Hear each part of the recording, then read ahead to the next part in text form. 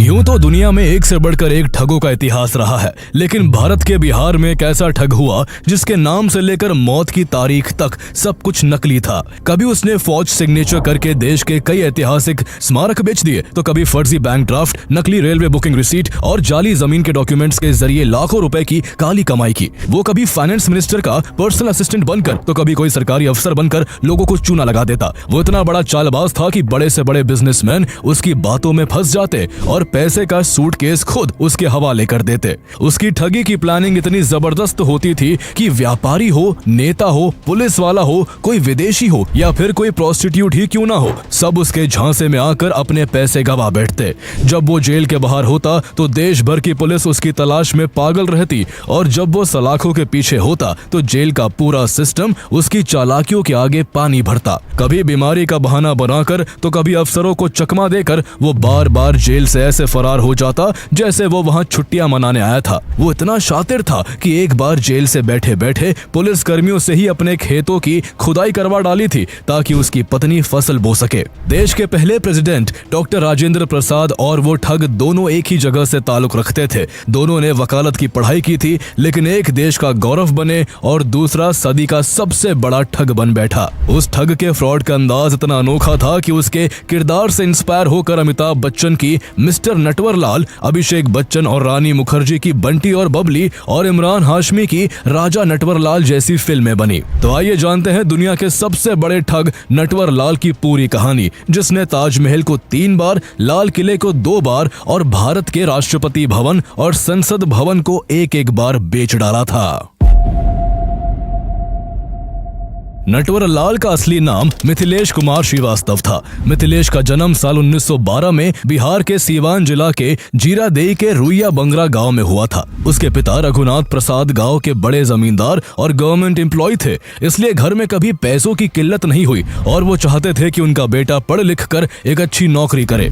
लेकिन मिथिलेश का मन पढ़ाई में कम और फुटबॉल और शतरंज जैसे खेलों में ज्यादा लगता था। इसके अलावा वो बचपन से ही शातिर और चालाकी भरे कारनामे भी करता रहता था। जब वो थोड़ा यंग था तब एक दिन मिथिलेश के पड़ोसी सहाय ने उसे अपना बैंक ड्राफ्ट जमा करने के लिए बैंक भेज दिया। जब वो बैंक पहुंचा और पड़ोसी का ड्राफ्ट जमा करवाया तो उसने देखा कि बैंक कर्मचारी ड्राफ्ट को वेरीफाई करने के लिए उस पर किए साइन को मैच कर रहा था। ऐसे में उसके दिमाग में यह खुराफाती ख्याल आया कि अगर वो सहाय के सिग्नेचर को हूबहू बना ले तो वो उसके अकाउंट से पैसे निकाल सकता है। घर लौटते हुए उसने सहाय के सिग्नेचर को कॉपी करने की कोशिश की और एक ही बार में उसके जैसा सेम टू सेम सिग्नेचर कर दिया। इसके बाद मिथिलेश ने फर्जी सिग्नेचर करके अपने पड़ोसी के अकाउंट से कई बार में 1000 रुपए निकाल लिए।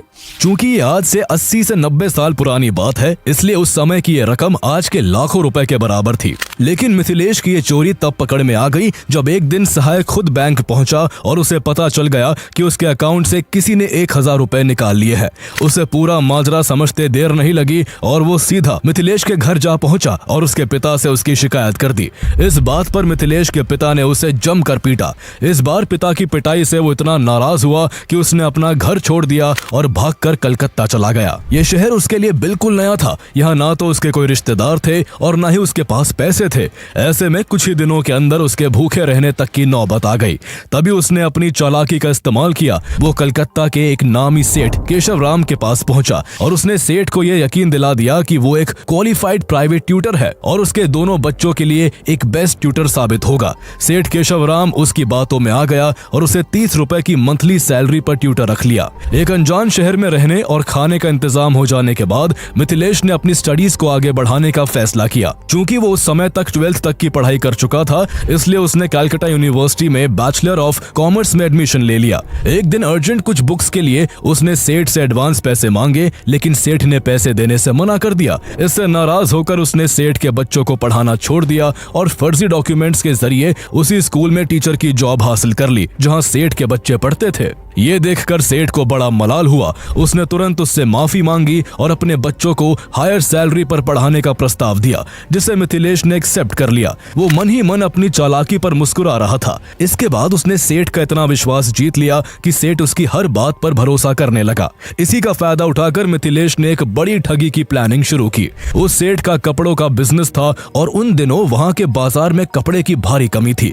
मिथिलेश ने उसे झांसा देते हुए कहा कि उसका एक रिलेटिव बॉम्बे में बड़ा क्लोथ डीलर है और वो 200 बेल्स यानी करीब 40,000 किलो कपड़े 4.5 लाख रुपए में बेच रहा है। सेठ को यह सौदा फायदे का लगा, इसलिए उसने अपने एक एजेंट को सारे पैसे देकर मिथिलेश के साथ बॉम्बे भेज दिया। मिथिलेश किसी तरह उस एजेंट को डील पर साथ जाने से हटाना चाहता था। ऐसे में वो पूरे रास्ते उस एजेंट को बॉम्बे अंडरवर्ल्ड और वहाँ की पुलिस की खतरनाक कहानियां सुनाता रहा। इन कहानियों से एजेंट इतना डर गया कि होटल पहुंचते ही उसने सारे पैसे मिथिलेश को दे दिए और कहा कि वो अकेला ही जाकर डील फाइनल कर ले। मिथिलेश का प्लान काम कर गया और वो एजेंट को होटल में ही छोड़कर बिना कोई डील किए सारे पैसे लेकर वहां से फरार हो गया और कुछ दिनों बाद पटना जा पहुंचा, जहां उसने अपने पिता को 1 लाख रुपए दिए और उनसे कहा कि अब वो कलकत्ता की एक बड़ी कंपनी का मेजर शेयर होल्डर है। कुछ समय बाद वो फिर से कलकत्ता चला गया, लेकिन उसके आने की खबर सेठ को लग गई। दिसंबर 1937 में सेठ ने मिथिलेश से अपने पैसे निकालने के लिए कुछ गुंडे भेजे। पकड़े जाने पर मिथिलेश ने सेठ को झूठी कहानी सुना दी कि बॉम्बे में पुलिस उसके पीछे पड़ गई थी, इसलिए उसे पैसा छोड़कर भागना पड़ा। लेकिन इस बार सेठ उसकी बातों में नहीं आया और उसे 4 दिन के अंदर पैसे न लौटाने पर जान से मारने की धमकी दे दी। इस बार मिथिलेश ने बचने के लिए पुलिस का सहारा लिया और उसने कलकत्ता के बड़ा बाजार पुलिस स्टेशन में सेठ के खिलाफ कंप्लेंट कर दी और उसकी काली कमाई की सारी जानकारी दे दी। इस तरह उसने सेठ से न सिर्फ बड़ी रकम ठगी बल्कि उल्टा उसे एक केस में भी फंसा दिया। इसके बाद उसका हौसला और बढ़ गया और वो इलाके की प्रोस्टिट्यूट्स को निशाना बनाने लगा। वो ग्राहक बनकर उनके पास जाता और उन्हें नकली शराब पिलाकर बेहोश कर देता और फिर उनके पैसे और ज्वेलरी लेकर 9-2-11 हो जाता। 1937 ही वो साल था जब मिथिलेश पहली बार कलकत्ता पुलिस की नजरों में आया, क्योंकि उसने फॉर्ज डॉक्यूमेंट्स का इस्तेमाल कर मेटकॉल्फ स्ट्रीट पर पड़े करीब 9 टन सरकारी लोहे को बेच दिया था। ऐसे में पुलिस उसके पीछे हाथ धोकर पड़ गई और उसे अरेस्ट करके जेल में डाल दिया। इस बार उसे 6 महीने की जेल काटनी पड़ी, लेकिन मिथिलेश पर इसका कोई खास असर नहीं पड़ा। उसने ठगी को ही अपनी जिंदगी का असली मकसद बना लिया था और जल्द ही उसे ठगी के इस काम में एक ऐसा नया नाम मिलने वाला था जो आगे चलकर ठगों के लिए एक मुहावरा बन गया। 1940s में क्लॉथ मार्केट में टेक्सटाइल गुड्स की भारी शॉर्टेज चल रही थी। मिथिलेश ने अपने गुजराती साथी नटवर लाल के साथ मिलकर इसी का फायदा उठाने की प्लानिंग बनाई। दोनों खुद को बॉम्बे के टेक्सटाइल कमिश्नर का परचेस ऑफिसर बताकर कपड़ा निर्माताओं से कांटेक्ट करते और उन्हें सस्ती कीमत पर ज्यादा से ज्यादा कॉटन दिलवाने का वादा करते। वो नकली रेलवे रिसीट दिखाकर उनसे कहते कि माल उत्तर प्रदेश के आजमगढ़ स्टेशन पर डिलीवर होगा और वो लोग वहीं से इसे कलेक्ट कर ले। कपड़े की कमी से परेशान कई मैन्युफैक्चरर्स दोनों के फेंके जाल में फंस जाते और एडवांस में बड़ी रकम दे देते। लेकिन जब मैन्युफैक्चरर्स अपना माल लेने आजमगढ़ स्टेशन पहुंचते तो उन्हें वहां कुछ नहीं मिलता। हालांकि ये खेल ज्यादा दिन तक नहीं चल सका और एक दिन पुलिस ने छापा मारकर मिथिलेश को पकड़ लिया, लेकिन उसका गुजराती साथी नटवर लाल किसी तरह वहां से भाग निकला। इन सब में पुलिस कंफ्यूज हो गई और उन्हें लगा कि मिथिलेश ही नटवर लाल है और उसके ऊपर नटवर लाल के नाम से केस दर्ज कर दिया। यही से मिथिलेश कुमार श्रीवास्तव हमेशा के लिए नटवर लाल बन गया। जेल से निकलने के बाद मिथिलेश को लोग नटवर लाल के नाम से ही जानने लगे। इतनी कम उम्र में कई बार जेल जाने के बाद भी उसकी आदतें नहीं बदली। अब वो काफी कम पैसों में रेलवे वैगन्स बुक करके फर्जी रेलवे रिसीट्स बनाकर व्यापारियों को चूना लगाने लगा। एक बार उसने एक बिजनेसमैन को कंसाइनमेंट भी भेजा, लेकिन जब उसने उसे घर ले जाकर खोला तो उसमें उनके माल के बजाय ईंट और पत्थर निकले। इसके बाद नटवर लाल ने फॉर्ज्ड बैंक चेक्स के जरिए भी कई लोगों को लाखों का चूना लगाया। उसका तरीका काफी सिंपल था। वो जिस भी शहर में जाता वहां पहले किसी रेप्यूटेड बैंक में अपना अकाउंट खुलवाता, फिर ज्वेलरी शॉप से कम दाम की चीजें जेन्युइन चेक से खरीदकर दुकानदारों का भरोसा जीत लेता। इस तरह जब वो अपना जाल बुन लेता, उसके बाद वो अपने अकाउंट से सारा पैसा निकाल लेता और फिर कई ज्वेलरी शॉप से महंगे गहने खरीदकर उनका पेमेंट बाउंस होने वाले चेक से कर देता। जब दुकानदार चेक लेकर बैंक पहुंचते तब उन्हें पता चलता कि वो जिसका चेक लेकर आए हैं उसका बैंक अकाउंट खाली है। इस तरह जब तक उन्हें नटवर लाल के फ्रॉड का पता लगता तब तक वो सारे गहने लेकर चंपत हो जाता। ऐसे कई लोगों को चूना लगाने के बाद नटवर लाल उत्तर प्रदेश के मुजफ्फरनगर पहुंचा। यहाँ उसने खुद को बॉम्बे का बड़ा बिजनेसमैन लक्ष्मी नारायण बताकर लोगों को ठगना शुरू कर दिया। उसने यहाँ एक शुगर कंपनी के मैनेजर एलन मित्तल से 82,000 की खांडसारी चीनी खरीदने की डील की और इसे बॉम्बे के एक एड्रेस पर भेजने को कहा। भरोसा जीतने के लिए उसने 4,000 रुपए एडवांस भी दिए, जिसके बाद मित्तल ने उसके बताए एड्रेस पर पूरा माल भेज दिया। लेकिन इसके बाद नटवर लाल मित्तल के बाकी पैसे दिए बिना ही भी बॉम्बे भाग गया और सारी चीनी बॉम्बे शुगर मर्चेंट्स एसोसिएशन के प्रेसिडेंट मोहन गुरनानी को बेच दी, जिससे उसे 60,000 रुपए मिले। इस तरह नटवरलाल को पूरे सौदे में कुल 56,000 रुपए का फायदा हो गया और नटवरलाल इस ठगी को अंजाम देकर हमेशा की तरह किसी दूसरे शिकार की फिराक में किसी दूसरे शहर जा पहुंचा। इस बार उसने अपना अड्डा दिल्ली को बनाया। वो दिल्ली के राजा ज्वेलर्स गया और वहां खुद को तत्कालीन union finance minister VP Singh का पर्सनल असिस्टेंट बताकर उनके बेटे की शादी के नाम पर कई एक्सपेंसिव गहने खरीद लिए। यहाँ उसने पेमेंट के नाम पर नया दाव खेला। पेमेंट के लिए उसने दुकान मालिक से कहा कि वो अपना आदमी उसके साथ नॉर्थ ब्लॉक भेज दे। जब दुकान का एक आदमी उसके साथ नॉर्थ ब्लॉक पहुंचा तो उसने खुद अंदर जाकर सरकारी अफसर होने की एक्टिंग की ताकि बाहर खड़े उस आदमी को उसके पर्सनल असिस्टेंट होने पर कोई शक ना हो। इसके बाद वो बाहर आया और 82,000 का फौज ड्राफ्ट उसको थमा दिया और वहां से वो ज्वेलरी लेकर गायब हो गया। कुछ टाइम बाद उसने यही ट्रिक कनॉट प्लेस की एक बड़ी घड़ी की दुकान में भी दोहराई। इस बार उसने खुद को union finance minister ND Tiwari का पर्सनल असिस्टेंट डीएन तिवारी बताते हुए कहा कि कांग्रेस की एक पार्लियामेंट्री पार्टी मीटिंग होने वाली है और इसमें शामिल होने वाले सभी लोगों को एक एक घड़ी गिफ्ट दी जाएगी, इसलिए उसे सबसे महंगी घड़ियां दिखाई जाए। नटवरलाल ने यहाँ 93 सबसे महंगी घड़ियां पसंद की और उन्हें पैक करवाकर दुकानदार से कहा कि पेमेंट नॉर्थ ब्लॉक में होगा। ऐसे में पेमेंट के लिए दुकानदार ने अपने एक आदमी को उसके साथ नॉर्थ ब्लॉक भेज दिया। वहां नटवरलाल ने उसको करीब 33,000 रुपए का एक फर्जी बैंक ड्राफ्ट थमा दिया। 2 दिन बाद जब दुकान का मालिक उस ड्राफ्ट को कैश करवाने बैंक पहुंचा तो ये जानकर उसके पैरों तले जमीन खिसक गई कि बैंक ड्राफ्ट फर्जी है। नटवरलाल का दिमाग इतना तेज था कि वो एक ही ट्रिक को थोड़े बहुत ट्विस्ट देकर अलग अलग शहरों में आजमाता और हर बार दुकानदारों को चूना लगा देता। जहां वाराणसी में उसने डिस्ट्रिक्ट जज अंबिका पांडे बनकर करीब 25,000 की घड़ियां चुराई, तो वही शाहजहांपुर के एक वॉच डीलर से 48 घड़ियां लेकर फरार हो गया। कानपुर के सदर बाजार में उसने अपने रुतबे से दुकानदार को ऐसा इम्प्रेस किया कि उसने उसे अपनी एक 83 घड़ियां वाली VIP सूटकेस ही सौंप दी। लेकिन आखिर कब तक एक ही ट्रिक उसके काम आती। अगले महीने जब वो इसी तरह की कहानी लेकर गोरखपुर के एक और वॉच डीलर के पास पहुंचा तो दुकानदार ने तुरंत चाल भांप ली। उसने उल्टा नटवरलाल को अपनी बातों में उलझाया और फौरन पुलिस बुलाकर उसको अरेस्ट करवा दिया। लेकिन हमेशा की तरह वो कुछ ही समय बाद जेल से भाग निकला। कहा जाता है कि नटवरलाल के शिकार सिर्फ छोटे दुकानदार ही नहीं थे, बल्कि उसने अपने हुनर से टाटा, बिरला और अंबानी तक को ठगा था। वो कभी जरूरतमंद तो कभी समाज सेवी बनकर उनके पास पहुंचता और बड़े बड़े डिमांड ड्राफ्ट्स और चेक्स लेकर फरार हो जाता। लेकिन उसे सबसे ज्यादा पॉपुलैरिटी तब मिली जब उसने फौज डॉक्यूमेंट्स के जरिए ताजमहल को 3 बार, रेड फोर्ट को 2 बार और पार्लियामेंट हाउस और राष्ट्रपति भवन को एक बार बेच डाला। जिस दिन उसने पार्लियामेंट को बेचा उस दिन वहां सेशन चल रहा था और वहां देश के सैकड़ों सांसद मौजूद थे। ये सुनने में भले ही अजीब लगता है कि आखिर एक आम सा दिखने वाला शख्स इन मॉन्यूमेंट्स को कैसे बेच सकता है और इन्हें खरीदने वाले कौन होते होंगे, लेकिन अगर वो ऐसा ना करता तो आज उसे दुनिया के सबसे बड़े ठग का तमगा हासिल ना होता। होता कुछ यूं था कि नटवरलाल सूट बूट पहनकर ऐसे फॉरेनर्स की तलाश करता जो हिस्टोरिकल प्लेसेस को खरीदने में इंटरेस्टेड हो। वो उनके सामने खुद को भारत के ऐसे सरकारी अफसर के रूप में पेश करता जिसके पास इन मॉन्यूमेंट्स को बेचने की अथॉरिटी है। वो उन्हें ऐसे फर्जी डॉक्यूमेंट्स दिखाता जिनमें इन इमारतों से जुड़ी हर बारीक से बारीक डिटेल्स लिखी होती। चूंकि नटवरलाल बहुत अच्छी इंग्लिश बोलता था इसलिए उसके एक्सेंट, उसके पहनावे और कॉन्फिडेंस से फॉरेनर्स इतने कन्विंस हो जाते कि वो उसकी बातों पर यकीन कर लाखों रुपए देकर इन मॉन्यूमेंट्स को खरीद लेते थे। इसी तरह उसने लैंड एग्रीमेंट जैसे कुछ कागजात पर उस समय के प्रेसिडेंट डॉक्टर राजेंद्र प्रसाद जैसे हूबहू दिखने वाले नकली सिग्नेचर करके पार्लियामेंट और प्रेसिडेंट हाउस को भी बेच डाला था। जब वो फॉरेन बायर्स अपने मालिकाना हक जताने मॉन्यूमेंट्स पहुंचते तब उन्हें अपने साथ ठगी होने का पता चलता, लेकिन तब तक नटवरलाल पैसे लेकर रफू चक्कर हो चुका होता। नटवरलाल हर जगह अपने आप को अलग अलग नामों से इंट्रोड्यूस करता था। पुलिस रिकॉर्ड के मुताबिक उसके कुल 52 अलग अलग नाम थे। वो लोगों से ठगी करने के दौरान अपने एड्रेस के नाम पर देश के राष्ट्रपति से लेकर कई राज्यों के मुख्यमंत्री के घर का एड्रेस दे दिया करता था। एक बार जब पुलिस के ऊपर 100 से ज्यादा मुकदमे चल रहे थे, इनमें से सिर्फ 9 मामलों में कोर्ट ने फैसला सुनाया जिसमें उसे 113 साल की सजा सुनाई गई थी। लेकिन असल में नटवरलाल अपने चालाक दिमाग की वजह से केवल 20 साल ही जेल में में रहा। फ्रॉड करने और जेल से एस्केप करने के अलावा नटवरलाल अपनी हाजिर जवाबी के लिए भी काफी मशहूर था। एक बार कानपुर की एक अदालत में जब उसकी पेशी हुई तो जज ने उससे पूछा, तुम इतनी सफाई से ठगी कैसे कर लेते हो? नटवरलाल बोला, जज साहब क्या आपके पास 1 रुपया है? जज साहब ने हैरान होकर पूछा, क्यों?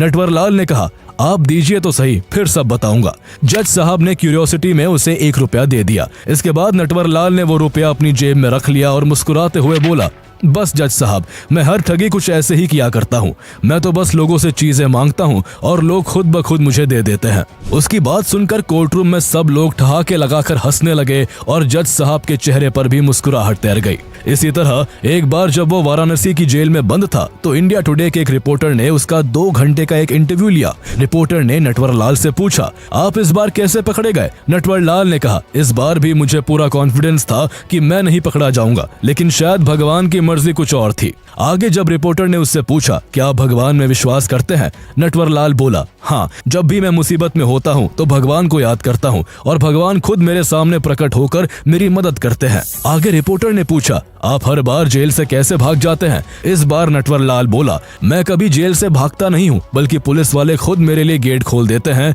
और कहते हैं, आप यहाँ से चले जाइए। आगे रिपोर्टर ने पूछा, क्या आपने अपने ऊपर बनी अमिताभ बच्चन की फिल्म मिस्टर नटवरलाल देखी है? इस बार नटवरलाल को हंसी आ गई और वो हंसते हुए बोला, जब फिल्म का असली हीरो मैं ही हूँ तो अपनी ही कहानी क्यों देखने जाऊं? लेकिन हाँ, मैं इस फिल्म के डायरेक्टर और प्रोड्यूसर्स पर डेफेमेशन का केस जरूर करूंगा, क्योंकि उन्होंने इसे बनाने से पहले मेरी परमिशन नहीं ली।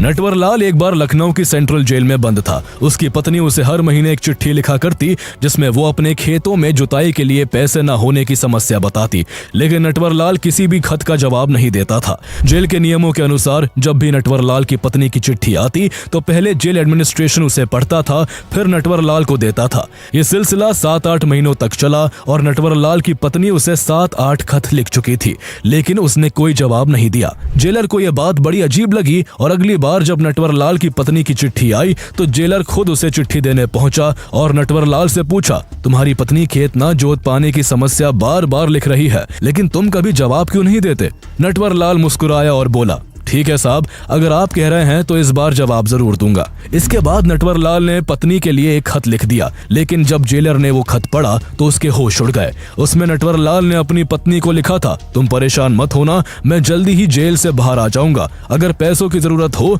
तो खेत में सोने चांदी के कुछ गहने और पैसों से भरा एक बक्सा मैंने गाड़ दिया है, उसे निकाल लेना और उससे अपना खर्चा चला लेना। इतना पढ़ते ही जेल एडमिनिस्ट्रेशन हरकत में आ गया, क्योंकि उसके ऊपर पहले से ही लूट और ठगी के सैकड़ों आरोप थे। इसलिए पुलिस को भी लगा कि हो सकता है उसने अपनी ठगी का सारा पैसा जमीन में गाड़ कर रखा हो। जल्दी ही पुलिस नटवरलाल के गांव पहुंची और उसके बताए खेत की खुदाई शुरू कर दी। सुबह से शाम हो गई, लेकिन वहां उन्हें कुछ नहीं मिला। इसके बाद थक हार कर पुलिस वापस लौट गई। कुछ महीने बाद नटवरलाल की पत्नी का एक और लेटर जेल पहुंचा, जिसमें उसने लिखा था, मेरे खेतों की इतनी अच्छी जुताई के लिए बहुत बहुत धन्यवाद जेलर साहब, इस बार की फसल तो बहुत ही कमाल की हुई है। भले ही नटवरलाल दुनिया की नजरों में एक ठग था, लेकिन उसके गांव के लोग उसे एक बहुत ही समझदार, इज्जतदार और मददगार इंसान मानते थे। अपने गांव के लोगों के लिए नटवरलाल कोई क्रिमिनल नहीं, बल्कि एक रॉबिन हुड टाइप इंसान था, जो अमीर लोगों से पैसा लूटकर गरीबों की मदद करता था। गांव वाले उसकी इतनी इज्जत करते थे कि जब एक रिपोर्टर उसके बारे में ज्यादा जानकारी लेने उसके गांव पहुंचा तो एक आदमी ने उससे कहा, भाई साहब, उनका नाम इज्जत से लीजिए और उन्हें नटवरलाल नहीं मिस्टर नटवरलाल कहिए। नटवरलाल के गांव वालों के अनुसार वो आखिरी बार 3 गाड़ियों के साथ गांव आया था। तब उसने एक बड़ा टेंट लगवाकर पूरे गांव वालों के लिए भंडारा करवाया था और लौटते वक्त हर व्यक्ति को 100-100 रुपए भी दिए थे। उस दौर में 100 रुपए भी बड़ी रकम होती थी। इसके बाद नटवरलाल कभी अपने गांव वापस नहीं आया और न्यू दिल्ली रेलवे स्टेशन से भागने के बाद पुलिस के हाथ भी नहीं आ सका। इसके बाद उसके नाम को लेकर सुर्खियां तब बनी जब साल 2009 में नटवरलाल के वकील ने कोर्ट में अर्जी दी कि 25 जुलाई 2009 को नटवरलाल की डेथ हो गई है, इसलिए उसके सभी केस बंद कर दिए जाए। लेकिन जब कोर्ट ने इसकी जांच शुरू की और वेरिफिकेशन के लिए उसके भाई गंगा प्रसाद को बुलाया तो उन्होंने चौंकाने वाला जवाब दिया। आप किस नटवरलाल की बात कर रहे हैं? हमारा नटवरलाल तो 1996 में ही मर गया था। जब वो नई दिल्ली रेलवे स्टेशन से भागकर रांची पहुंचा था, तब वही एक एक्सीडेंट में उसकी मौत हो गई थी और हमने वही उसका अंतिम संस्कार भी कर दिया था। हालांकि जांच के लिए कुछ सरकारी लोगों ने रांची जाकर इसकी भी पुष्टि करने की कोशिश की, लेकिन उसकी मौत की बात तब भी कंफर्म नहीं हो सकी। इस तरह नटवरलाल की मौत की तारीख और वजह दोनों आज तक एक राज ही है। एक तरह से देखा जाए तो नटवरलाल ने अपनी मौत को भी ठग लिया था। शायद इसलिए आज भी जब कोई बड़ी ठगी होती है तो लोग ठगने वाले को नटवरलाल कहकर पुकारते हैं, क्योंकि उसका नाम अब ठग का एक पर्यायवाची बन गया है।